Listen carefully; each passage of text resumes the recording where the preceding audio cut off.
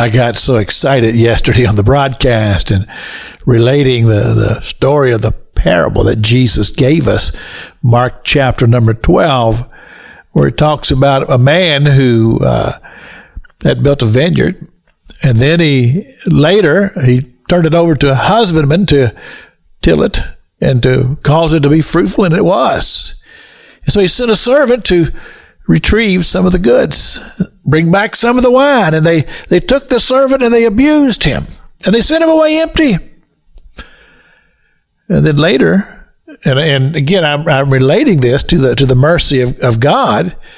The owner of the vineyard gave him a second chance, and he sent another servant. And this servant, it says, they sent him away wounded, and shamefully they treated him. And then he sent his own son. Now, I'm telling you what, this relates here.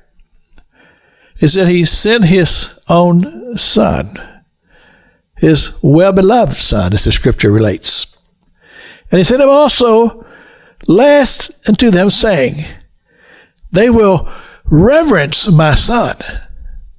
You see, as I have related this week, you look at the story of humanity.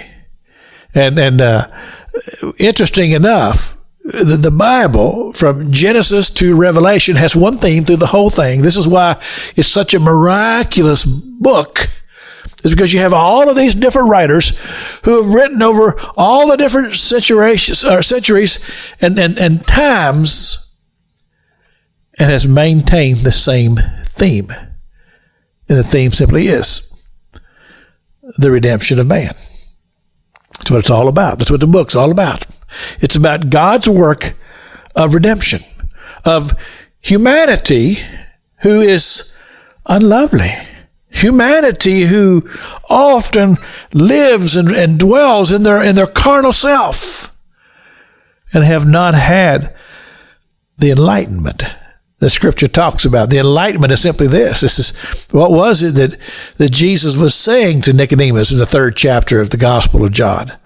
He said, you must be born again. You see, Nicodemus had come to Jesus wanting to know how he did these miracles. And when Jesus began to speak to him about spiritual things, he did not have a clue. He said, you mean we have to go back into our mother's womb and be born again?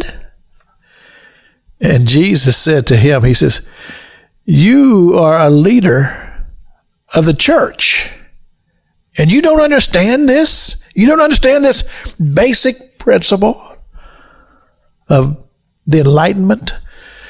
The enlightenment is simply this: when a person becomes aware that they live in a spiritual world, and that they themselves are spiritual, that God is spiritual, and that they can have an open relationship with the creator of this universe, and that they can live and dwell and walk in the Spirit here in this world during your life, walking with the Spirit and continually being able to have a relationship and conversation with the true and the living God.